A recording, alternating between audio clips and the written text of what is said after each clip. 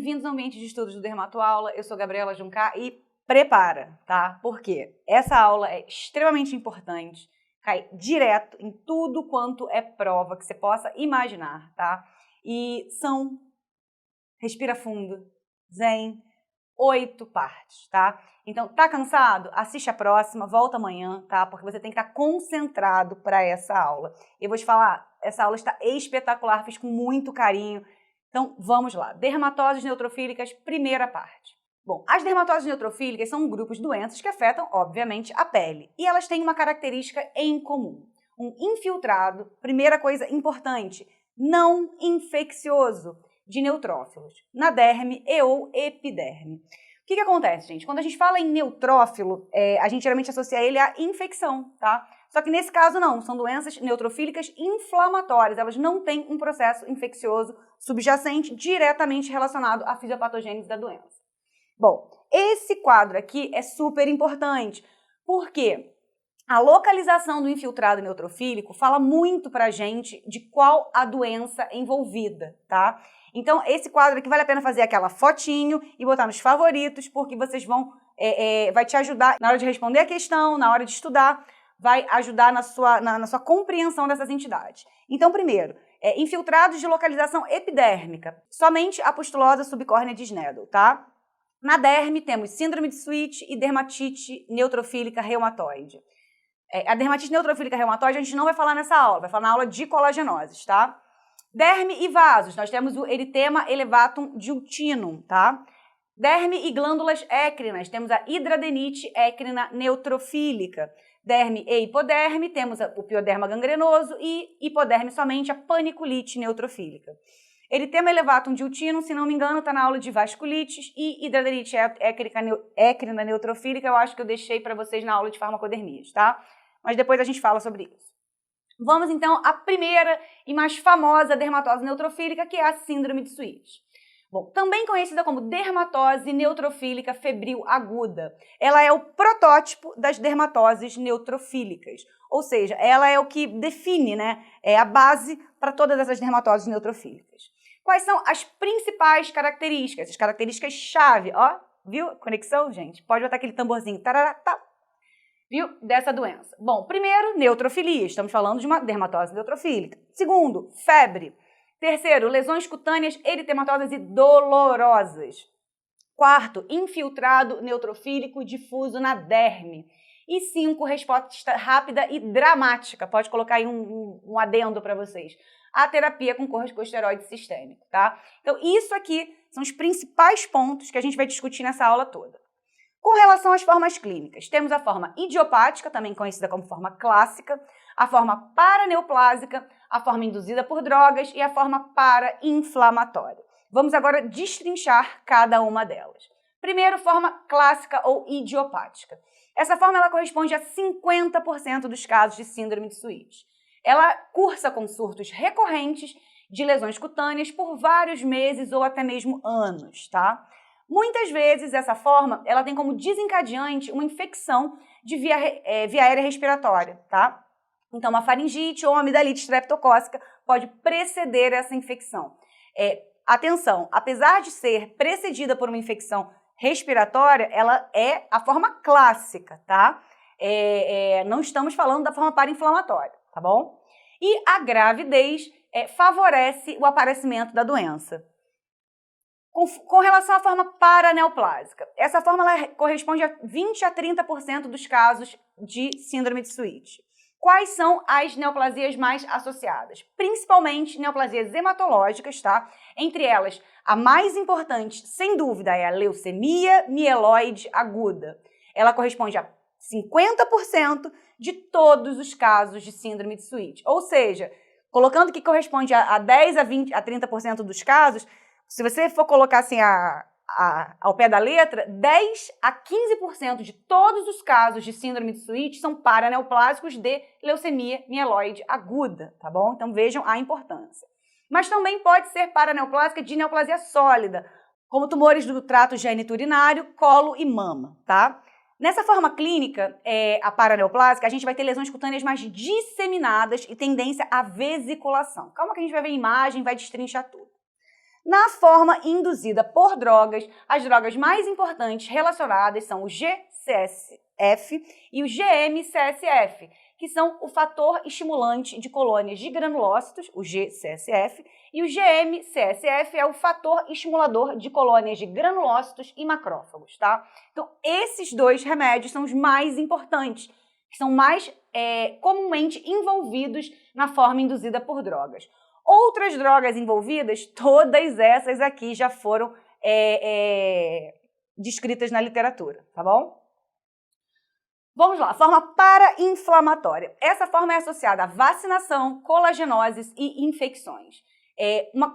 Uma característica particular da forma para-inflamatória é que essa forma não costuma ser recorrente, tá? Não costuma, não quer dizer que não possa acontecer, não é comum, tá? Então, assim, atenção, a infecção de via aérea superior, ela é comumente descrita na forma clássica, tá? Cuidado para não confundir quando eu falar infecção aqui, essa coisa de infecção de via aérea superior, tá? Então, quais são as doenças associadas? Com relação à vacinação, BCG já foi descrita, tá? Colagenoses, lúpus, Sjögren, artrite reumatoide, policondrite recidivante.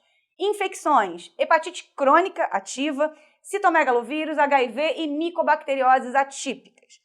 Outras, doença inflamatória intestinal. Tá vendo que eu botei em negrito? Ou seja, é super importante, é razoavelmente frequente essa associação. Já foram descritas ainda associações com sarcoidose, eritema nodoso, doença de BC, doença de Graves e tiroidite de Hashimoto. Vamos agora a alguns detalhes importantes. Quando a gente fala das formas idiopática e induzida por drogas, essas formas elas são mais comuns em mulheres, tá? Então as mulheres são mais afetadas nessas formas. E o episódio inicial acontece entre 30 e 50 anos. Já na forma paraneoplásica, a distribuição entre os sexos é igual.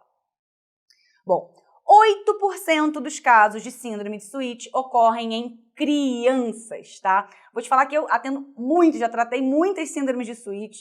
Isso aí quando a gente está no consultório há muito tempo, você acaba vendo isso com uma frequência razoável, tá? Mas eu confesso que eu nunca vi um caso de síndrome de Switch em criança, mas é possível, corresponde a 8% dos casos, segundo a literatura. Em crianças, a distribuição entre sexos também é igual. E nos casos de síndrome de Switch em crianças, você tem uma infecção de via aérea superior precedendo o quadro dermatológico em 1 a 3 semanas. Também é uma coisa comum, tá? Com relação aos sintomas, febre. Febre é o sintoma mais comum dentro da síndrome de Switch, tá? E essa febre, ela costuma preceder a lesão cutânea em dias a semanas, porém ela pode ocorrer simultaneamente. É um sintoma muito comum, mas pode estar ausente. Na prática, eu falo para vocês, o paciente geralmente relata uma febre não aferida, tá? O paciente fala assim, sabe aquela febre interna, doutora? Falo, sei bem como é que é. Exatamente isso. Então, nem sempre essa febre aferida é relatada, mas é um sintoma comumente associado. Bom, aspectos importantes. Primeiro, síndrome de Switch tem um início abrupto. Então, o paciente está bem, em 2 a 3 dias, ele está todo tomado de lesão cutânea, tá bom? Como são essas lesões dermatológicas? São pápulas ou placas eritematosas e elas são muito dolorosas. Extremamente importante isso, tá? Essas lesões, elas não são pruriginosas e elas podem variar de 1 a vários centímetros. Então, você pode ter lesão pequenininha e placa de 10, 15 centímetros às vezes, tá? Um outro aspecto é que a distribuição é assimétrica. Vamos ver uma imagenzinha? Então, olha só. Quadro típico de síndrome de Switch. Então, o que a gente tem? Pápulas e placas, tá? Eritematosas, dolorosas na face, tá? Tem até algumas lesõezinhas aqui no lábio, tá bom? Mas essa imagem é uma imagem muito característica, tá? Essas lesões, elas podem aumentar e podem até mesmo coalescer. E aí elas vão formar grandes placas. E essas placas, elas podem ter um aspecto chamado superfície mamilonada, tá? Que é um aspecto de cadeia irregular de montanhas. O que é isso? A placa, ela tem um monte de saliência, tá bom? Vamos ver uma imagem que vai ficar muito claro isso para vocês. Então tá aqui. Então uma placa de síndrome de Switch e aí vocês percebam esse aspecto mamilonado. E aí só para vocês terem uma comparação visual. Cadeia irregular de montanhas. Realmente essa analogia aí é boa, tá? Então, lembrando que são lesões coalescentes, tá? Essas lesões iniciais coalescem formando essas grandes placas. As lesões cutâneas, elas podem ter um edema pronunciado na derme. E aí, esse edema dérmico pode gerar um aspecto pseudovesiculoso ou pseudopustuloso, que vai ter um reflexo na clínica e na histopatologia, tá? Então, você tem esse aspecto pseudovesiculoso na lesão, é muito frequente também. E, além disso, quando esse edema dérmico é muito exuberante, você pode ter a formação, inclusive, de bolhas e vesículas ou até mesmo pústulas na lesão, tá? Olhem essa imagem. Essa imagem é a que vocês têm que ter em mente, medular, bater o olho, matou o diagnóstico, tá? De síndrome de Sweet. Então, é uma placa edematosa, tá? O paciente refere dor. E olha isso aqui, aspecto pseudo-vesiculoso, tá?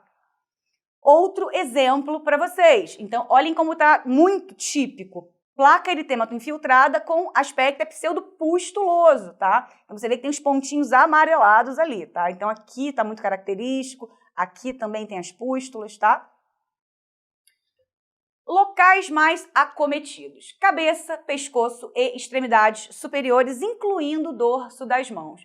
Gente, eu não tenho nem da onde botar mais raio nessa aula, né? Então, pô, todos os slides têm raio? Tem, todos os slides têm raio, porque tudo é importante quando a gente fala de síndrome de Sweet, tá? Algumas particularidades de acordo com a variante, tá?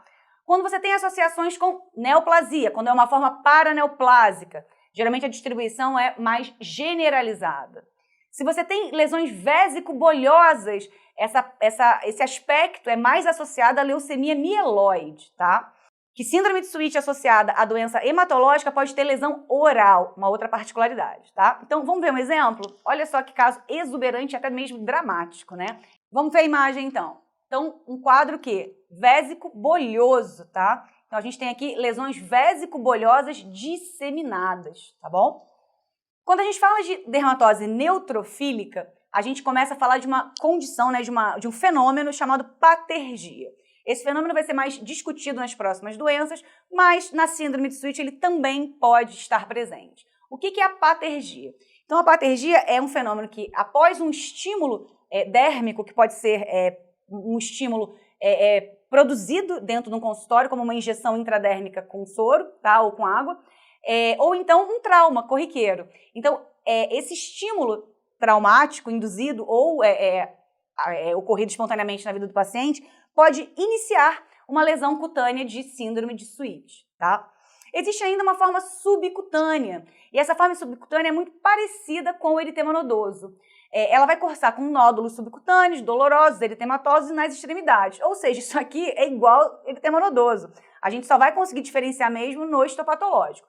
É bem raro, mas é descrito na literatura e, como eu falei, tudo que envolve Sweet pode cair em prova e é tema quente, tá? Com relação às manifestações sistêmicas, as manifestações mais comuns são a febre e a leucocitose, e elas vão ocorrer em mais de 50% dos casos. E as menos comuns, artrite, artralgia, mialgia e envolvimento ocular. Existem ainda as manifestações incomuns e as raras, tá?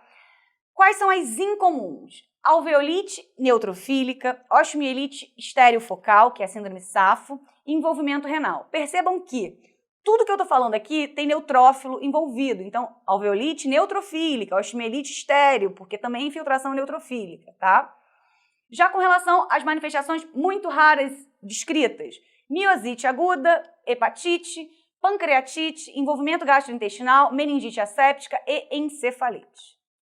Com relação ao envolvimento ocular, ele é relativamente frequente, pode acontecer em 20 a 50% dos casos e manifesta-se como conjuntivite, episclerite, iridociclite ou nódulos límbicos, tá? Então aqui a gente tem um exemplo do quê? Então a gente tem uma imagem aqui de um paciente com conjuntivite, tá bom? Questãozinha, né, pra gente esquentar os tamborins, vamos lá? TED 2018. Em relação à síndrome de Sweet, assinale a alternativa incorreta. Então, marquei para vocês incorreta, tá? Eu gosto sempre de fazer isso quando eu estou fazendo prova, bom, pelo menos presencial era assim, né? Agora a gente vai ser tudo remoto, a gente não sabe como é que é diferente. Eu sempre gosto de circular essas coisas assim, a incorreta, errada ou a certa, para você não se enrolar, porque às vezes na prova o nervoso pode atrapalhar a gente, tá? Então, letra A, leucemia mieloide aguda, síndromes mielodisplásicas e doenças mieloproliferativas estão relacionadas ao surgimento dessa síndrome. Certo? Certíssimo, né? Letra B, em crianças, a maioria dos casos está associada à malignidade, sendo pouco frequente sua associação com doenças do trato respiratório e gastrointestinal. Incorreto, tá? A gente viu que não há uma frequente associação de neoplasia maligna associada à síndrome de Switch em crianças, tá? Uma outra coisa, também não é comum a associação com doenças do trato respiratório e gastrointestinal. Cuidado com a pegadinha, tá? É porque tinha mais coisa errada na questão. Quando a gente fala de síndrome de Switch em crianças, 45% dos casos é idiopático ou ocorre após uma infecção gastrointestinal ou respiratória transitória, tá? Então, assim, aquela frase ali tá um pouquinho confusa. 30% dos casos são associados a condições inflamatórias crônicas e somente 25% dos casos são paraneoplásicos. Das neoplasias envolvidas, a gente tem a leucemia mieloide aguda, mas aí muda um pouquinho. Tem o osteosarcoma e a síndrome mielodisplásica também como neoplasias importantes associadas à síndrome de Switch. Então, esse item B tá... Opa, errei. Então, esse item B está incorreto, tá? Vamos só ler os outros para a gente ver se está tudo certinho, né? Então, eritema nodoso, doenças de Graves, artrite reumatoide, sarcoidose são relacionadas? São, tá correto também. Pode ser induzida por antibióticos, antivirais, anticoncepcionais e antihipertensivos? Também tá certo, tá bom?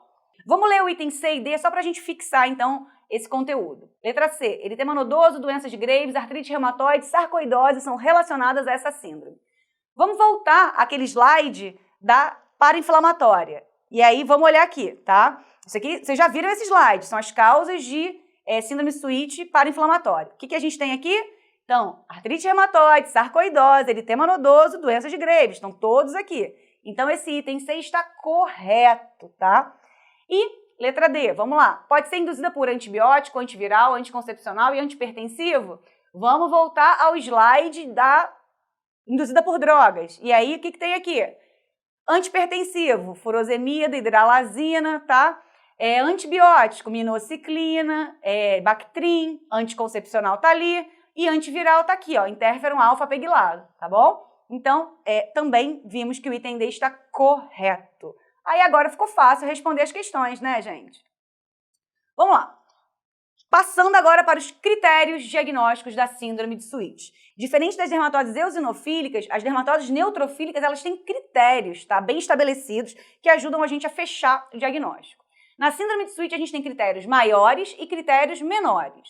São critérios maiores o início abrupto de lesões cutâneas típicas e a histopatologia consistente com síndrome de Switch. E são critérios menores: ser precedida por uma das doenças infecciosas associadas ou vacinação, acompanhada por neoplasia, doença inflamatória associada ou associação à exposição a fármaco ou gravidez. Então, é aquela coisa da comorbidade associada, tá? Também é um sinal menor a presença de febre e sinal e sintoma constitucional, leucocitose e uma excelente resposta a antibiótico sistêmico. Para o diagnóstico, são necessários 2 critérios maiores e 2 critérios menores. Então, isso é extremamente importante. Hot, hot, hot, tá bom? Vamos, então, para mais uma questão, para ver se vocês estão espertos.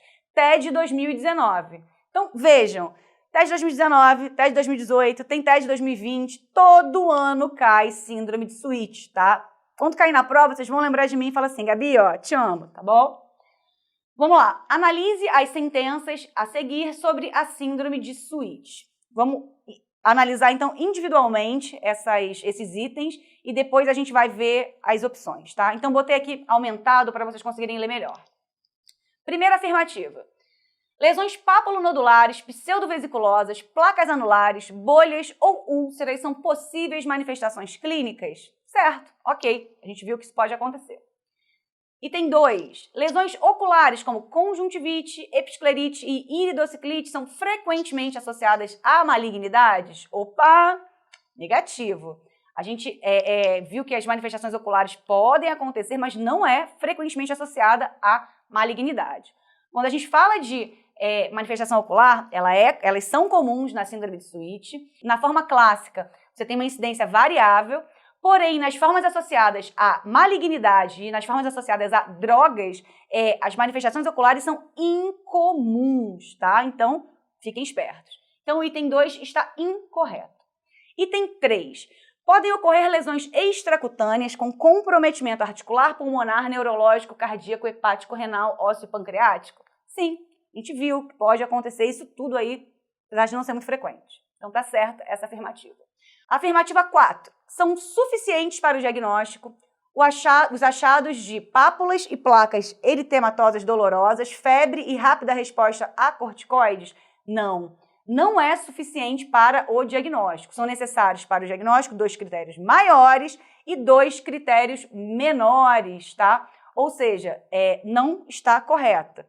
Então, os 2 critérios maiores, eles são obrigatórios, que são o início abrupto de lesões típicas e o histopatológico consistente. Ou seja, não tem aqui nenhum desses 2 aspectos, ou seja, está errada essa afirmativa. Então, vamos voltar lá para as nossas opções. Estão corretas. Então, estão corretas os itens 1 e 3, que é a letra C, tá bom? Ficou fácil, não ficou? Viu como não é um bicho de 7 cabeças? Muito obrigada e eu aguardo vocês na nossa próxima aula. Ainda falta muito para vocês se verem livres de mim. Daqui a pouquinho eu tô de volta.